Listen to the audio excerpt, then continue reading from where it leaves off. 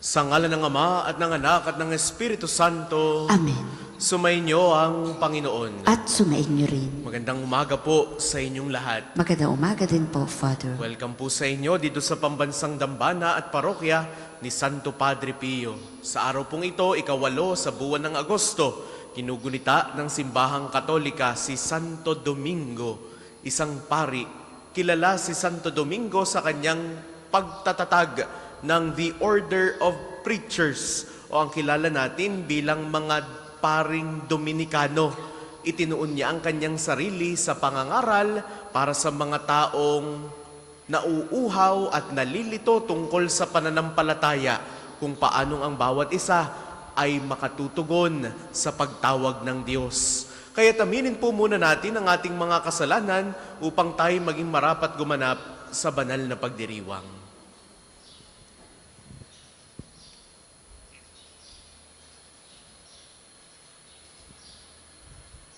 Inaamin ko sa makapangyarihang Diyos at sa inyo mga kapatid, na lubha akong nagkasala sa isip, sa salita at sa gawa, at sa aking pagkukulang. Kaya sinasamo ko sa mahal na Birheng Maria, sa lahat ng mga anghel at mga banal, at sa inyo mga kapatid, na ako'y panalangin sa Panginoong ating Diyos. Kawaan tayo ng makapangyarihang Diyos, patawarin tayo sa ating mga kasalanan at patnubayan tayo sa buhay na walang hanggan. Amen.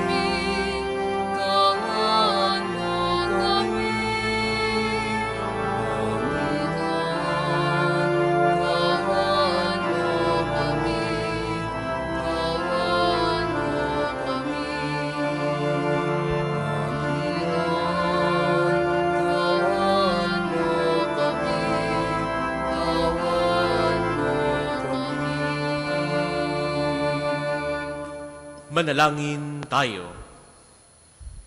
Ama naming makapangyarihan, ng iyong sambayan na naway tuwangan ng ulirang pamumuhay at pagdalangin ni Santo Domingo, maging tagapagtaguyod nawa sa aming katapatan sa iyo, ang namuhay bilang tagapangaral ng maaasahang katotohanan mo sa pamamagitan ni Hesu Kristo, kasama ng Espiritu Santo, magpasawalang hanggan. Amen.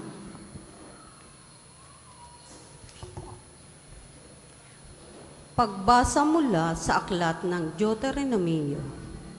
Sinabi ni Moises sa mga tao, isipin ninyo kung may naganap ng tulad nito, nasaksihan o nabalitaan man lamang, mula nang likhain ng Diyos ang daigdig.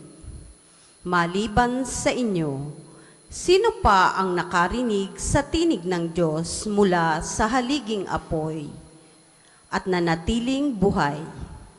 Sinong Diyos ang naglabas ng isang buong lahi mula sa isang bansa upang maging kanya sa pamamagitan ng pakikipagsubukan ng kapangyarihan, ng kababalaghan, ng digmaan at ng makapangyarihang mga gawa, tulad ng ginawa ng Panginoon sa Ehipto?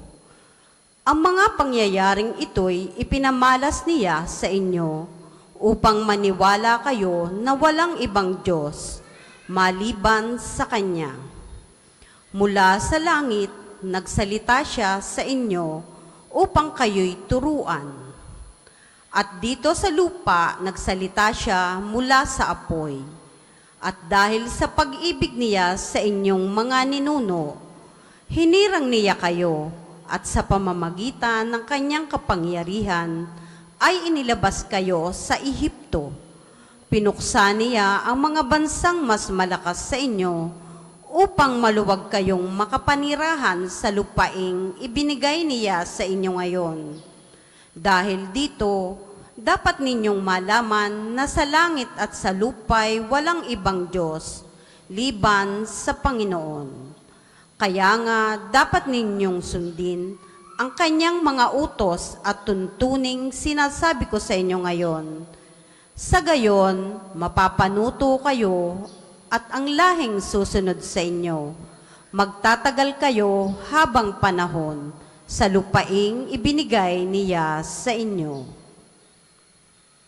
Ang salita ng Diyos. Salamat sa Diyos. Ang tugon po sa salmo, sa lahat ng ginawa mo, magbubulay-bulay ako. Sa lahat ng ginawa mo, magbubulay-bulay ako.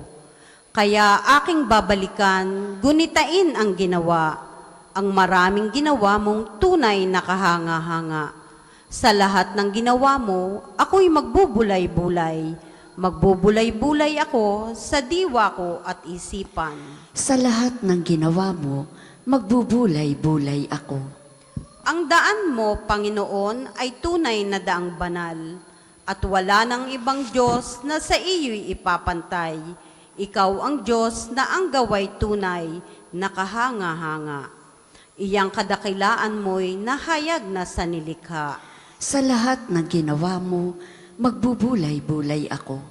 Dahilan sa iyong lakas, mga hirang mo'y tinubos. Ang lahat ng mga angkan ni Jose at ni Jacob. Ikaw, O Diyos, ang nanguna sa bayan mong parang kawan. Si Moises at Aaron, yaong iyong naging kamay. Sa lahat ng ginawa mo, magbubulay-bulay ako. Ang lahat po ay magsitayo.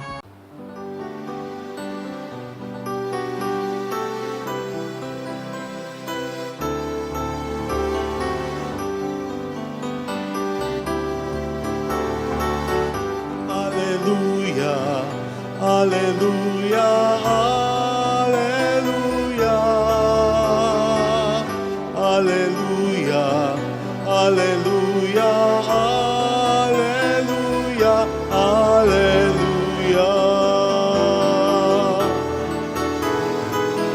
hallelujah, hallelujah, hallelujah,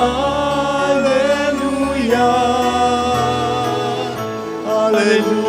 Hallelujah, hallelujah, hallelujah, hallelujah.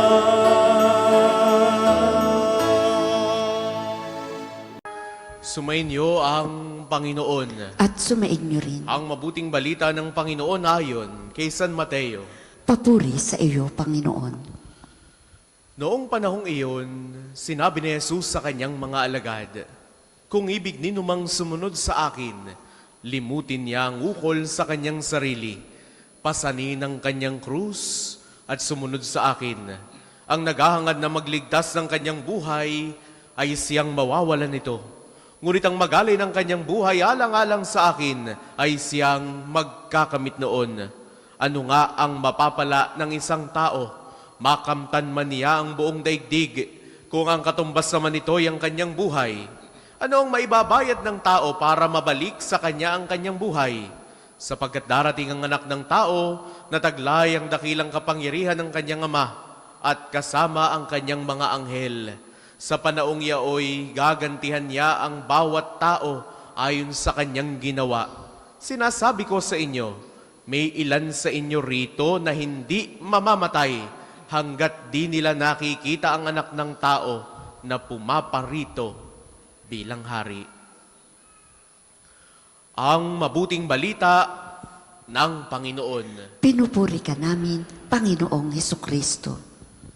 Sa inyo pong lahat na naririto at nakikibahagi sa ating banal na pagdiriwang, sa mga sumasama po sa atin sa pamamagitan ng ating Facebook Live, sa inyo po, mga minamahal naming Pilgrims of Hope, ngayon pong taon ng Jubileo, muli po ay magandang umaga sa inyong lahat. Kung ibig ninumang sumunod sa akin, limutin niya ang ukol sa kanyang sarili, pasanin ang kanyang krus, at sumunod sa akin. Ngayong araw na ito, nagbibigay sa atin ng instructions, ng utos si Jesus kung paanong tayo ay magiging katulad niya, kung paanong tayo ay makasusunod sa Kanya. Alam kong sa ating pagparito, bit-bit natin yung ating pagmamahal kay Jesus. And here we are today, Jesus giving us concrete instructions on how we are to follow Him. Sabi ni Jesus, limutin ang ating sarili, pasanin ang Kanyang krus, at sumunod sa Kanya. Subukan po nating himayin. Sabi ni Jesus, number 1, limutin ang ating sarili. To deny ourselves. Kapag nilimot mo ang iyong sarili, gagawin mong sentro ng buhay mo sa Jesus. Jesus should be first and foremost in whatever we do, in whatever we say, in wherever we are. Yung paglimot mo sa sarili ay yung pagtalikod sa anumang kagustuhan mo. Hindi yung gusto mo lang, hindi yung nais mo lang. Sa mga pagkakataong kinakailangang magdesisyon, kailangan mong timbangin na, ito ba'y gusto ng Diyos para sa akin? Ito bang gagawin ko ay gagawin din ni Jesus? Ito bang gagawin ko ay makadiyos o taliwas sa Kanyang mga itinuturo?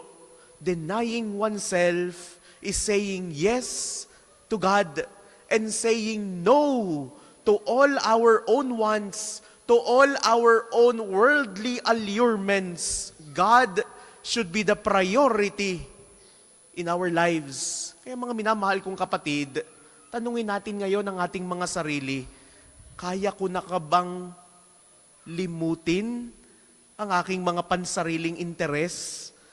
Kaya ko na bang talikuran ang aking mga sariling kagustuhan? Mga minamahal ko, sa araw na ito ang unang tagubilin sa atin ni Jesus. Limutin ang ating sarili. Ikalawa, sabi niya, pasanin ang Kanyang krus. To take up His cross. Kalakip ng pagpasan sa Kanyang krus ay yung kahandaan natin na pagsasakripisyo. Ito ang buhay ng pagsunod, buhay ng pagtitiis, buhay na puno ng pagsubok. And there is no easy life. Tandaan natin yan. Maaaring sa ating pagsunod kay Jesus, kalakip dyan yung mga problema. Kalakip dyan yung mga iba't ibang karanasan at pagdadaanan natin sa buhay. Hindi naman po pwedeng puros ginhawa. Na kapag ka sinabi ng Diyos, ikaw ay magiging engineer balang araw. Hindi naman po pwedeng pagkasilang mo, engineer ka na agad o abogado ka na kaagad. There will always be a process. There will always be hardships. Kailangan mong mag-aral. Kailangan mong madapa upang matuto. Mga minamahal kong kapatid, dito tayo tinatawag ng ating Panginoong Hesus, yung kahandaan na magtiis, yung kahandaan na magsakripisyo alang-alang sa Kanya. Kahuli-hulihan, ikatlong bagay, ang sabi ni Jesus, sumunod ka sa akin. Follow me. Following Jesus means total obedience. Gagawin natin ang anumang Kanyang ipag-uutos. And that is perfect service. Yun yung direksyon na hinihiling ni Jesus para sa atin na gawin ang anumang Kanyang hangarin. Kung sinabi niyang magpakababa ka. Kung sinabi niyang mahalin mo ang iyong kaaway, mahalin mo ang iyong kaaway. Kapag sinabi niyang paglingkuran mo itong mga nangangailangan, itong mga kaawa-awa, itong mga nalimutan ng lipunan, gawin natin. That is total obedience. Ito yung daan ng pagsunod kay Jesus. Mga minamahal kong kapatid, tatlong malinaw, tatlong klarong aksyon ang hinihiling ni Jesus ngayong araw na ito. Handa na ba tayo nalimutin ang ating sarili? Handa na ba tayong magsakripisyo?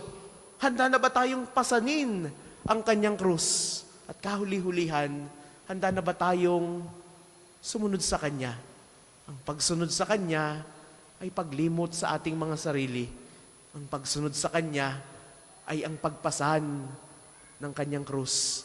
Dahil ang pagsunod kay Jesus ay ang pagtulad sa kanyang mga isinabuhay dito sa mundo.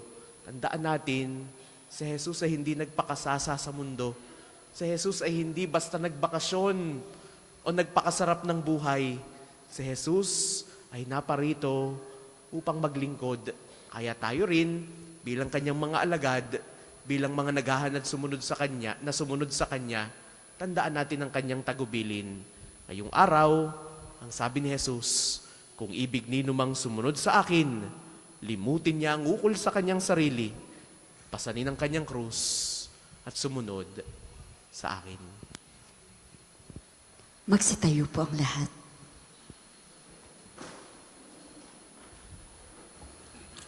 Mga kapatid, lumapit tayo sa Diyos na ating mapagpalang Ama at ihayag natin sa Kanya ang kayamanang nais nating kamtin na magdudulot sa atin ng kapakinabangan sa pang-araw-araw nating pamumuhay. Ang atin pong itutugon, namang makapangyarihan, dinggin mo kami. Amang makapangyarihan, dinggin mo kami.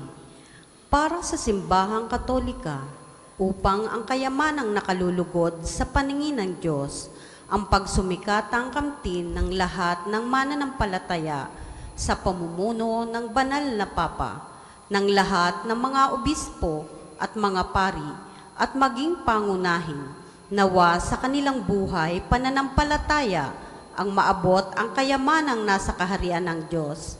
Manalangin tayo. Amang makapangyarihan, dinggin mo kami.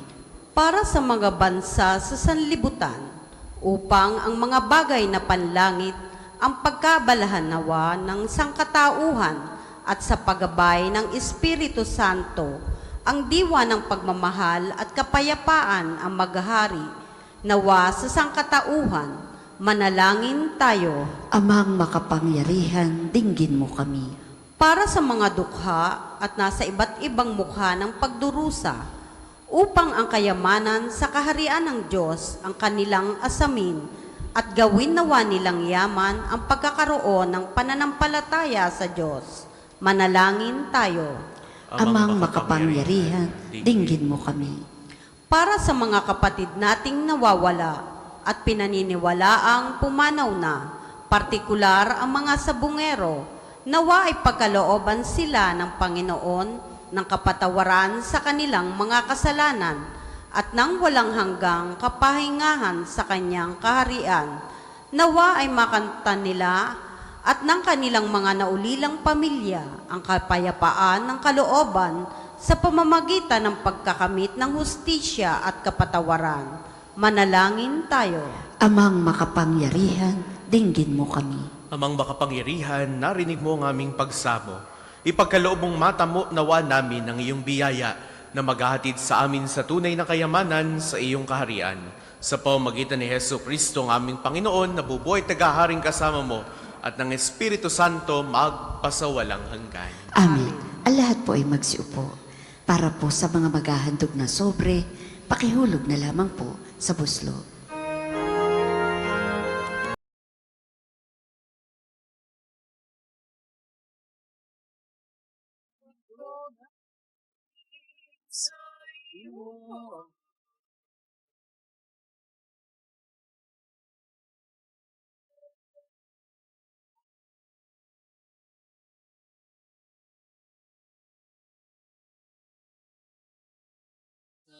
Sumasambot nagmamahal sa'yo.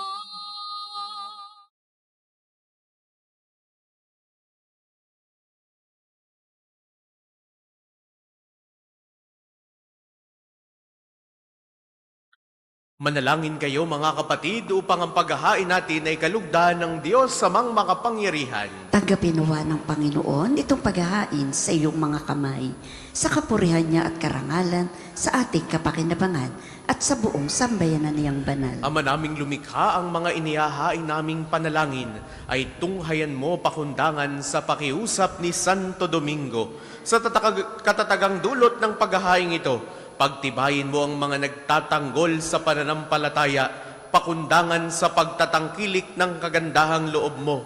Sa pamamagitan ni Hesu Kristo, kasama ng Espiritu Santo, magpasawalang hanggan. Amen. Sumainyo ang Panginoon. At sumainyo rin. Itaas sa Diyos ang inyong puso at diwa. Itinaas na namin sa Panginoon. Pasalamatan natin ang Panginoong ating Diyos. Marapat na siya'y pasalamatan. Ama naming makapangyarihan, tunay kang marapat na ikaw ay aming pasalamatan. Ngayong si Santo Domingo ay pinararangalan sa pamumuhay niyang totoong uliran at pagiging maaasahan sa panunungkulan.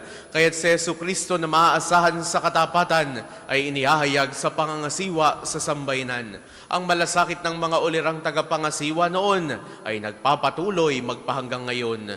Sa mga panalangin kanilang iniuukol kaysa ng sambayanan mong dito'y nagtitipon. Kaya kaysa ng mga anghel na nagsisiawit ng papuri sa iyo nang walang humpay sa kalangitan, kami nagbubunyi sa iyong kadakilaan.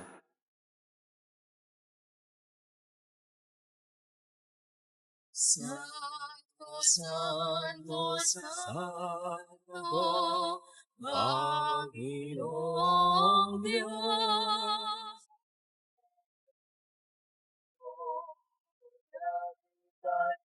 Walang kadakilan mo. Hosana, Hosana, Hosana sa kaitaasan.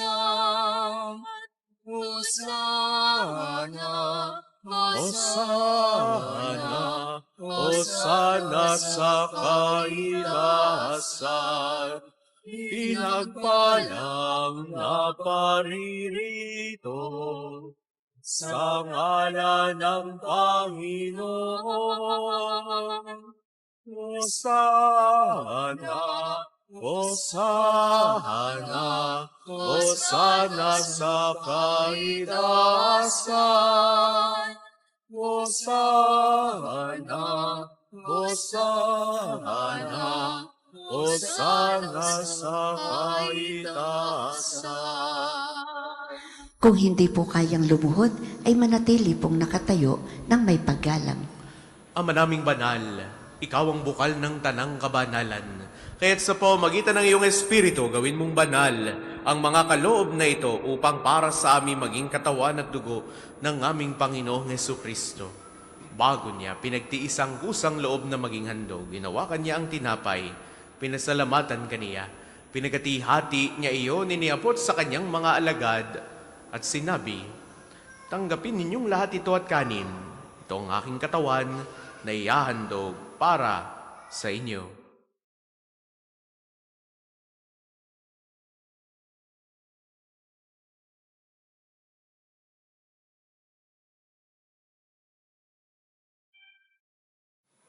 Gayun din naman noong matapos ang hapunan, hinawakan niya ang kalis. Uli kanyang pinasalamatan, iniabot niya ang kalis sa kanyang mga alagad at sinabi, tanggapin ninyong lahat ito at inumin.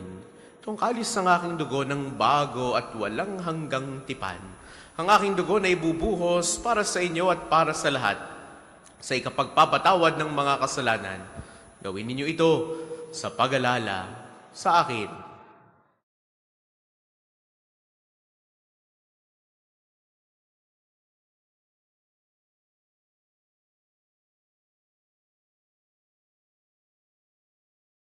Ipagbunyi natin ang misteryo ng pananampalataya. Si Kristo'y namatay, si Kristo'y nabuhay, si Kristo'y babalik sa wakas ng panahon. Ama, ginagawa namin ngayon ang pag-alala sa pagkamatay at muling pagkabuhay ng iyong anak.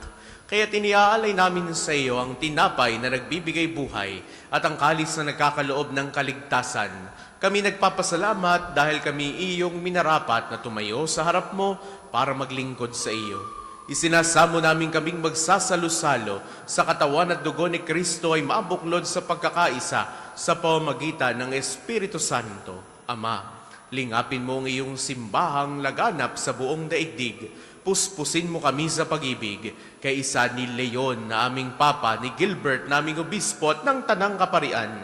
Alalahanin mo rin ang mga kapatid naming nahimlay nang may pag-asang sila'y muling mabubuhay. Gayun din ang lahat ng mga pumanaw. Kaawaan mo sila at patuloyin sa iyong kaliwanagan. Kaawaan mo at pagindapatin kaming lahat na makasalo sa iyong buhay na walang wakas. Kaisa ng mahal na Birheng Maria na ina ng Diyos, ni San Jose, na kanyang kalinis-linisang esposo, kay isa ng mga apostol at ng lahat ng mga banal tulad ni Santo Domingo at gayon din ni Santo Padre Pio na namuhay dito sa daigdig ng kalugod-lugod sa iyo, may pagdiwang nawa namin ng pagpupuri sa ikararangal mo sa pamamagitan ng iyong anak na aming Panginoong Hesu Kristo.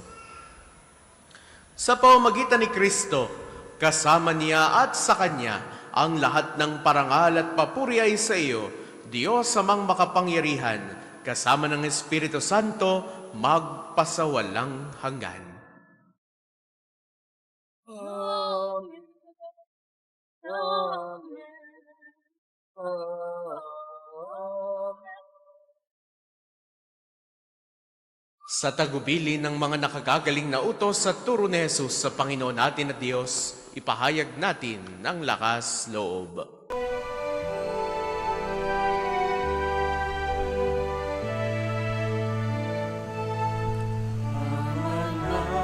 Namin sumasalangit ka, sambahin ang ngalan mo, mapasa amin ang kaharian mo, sundin ang loob mo. Dito sa lupa para ng sa langit, bigyan mo po kami ngayon ng aming kakanin sa araw-araw at pagnawarin mo kami sa aming mga sala para na pagpapatawad namin sa nagkakasala sa amin. At huwag mo kaming ipahintulot sa tukso, at iadya mo kami sa lahat ng masama. Inihiling namin kami adiya sa lahat ng masama, pagkalooban ng kapayapaan na araw-araw, iligtas sa kasalanan at ilayo sa lahat ng kapahamakan, samantalang aming pinananabikan ng dakilang araw ng pagpapahayag ng tagapagligtas naming si Hesu Kristo. Sapagkat iyo ang kaharian At ang kapangyarihan at ang kapangyarihan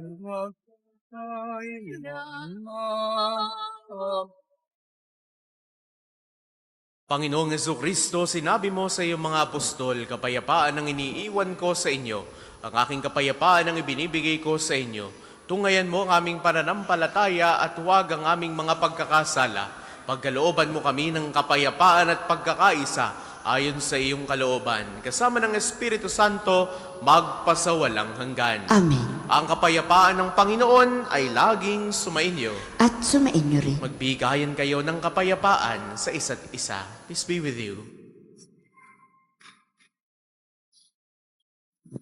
Kordero ng Diyos na nag-aalis ng mga kasalanan ng sanlibutan, maawa ka sa amin. Kordero ng Diyos na nag-aalis ng mga kasalanan ng sanlibutan, maawa ka sa amin. Kordero ng Diyos na nag-aalis ng mga kasalanan ng sanlibutan, ipagkaloob mo sa amin ang kapayapaan. Kung hindi po kayang lumuhod, ay manatili pong nakatayo ng may paggalang. Ito ang kordero ng Diyos. Ito nag-aalis ang mga kasalanan ng sanlibutan, mapalad ang mga inaanyayahan sa kaniyang piging. Panginoon, hindi ako karapat-dapat na magpatuloy sa iyo, ngunit sa isang salita mo lamang ay gagaling na ako.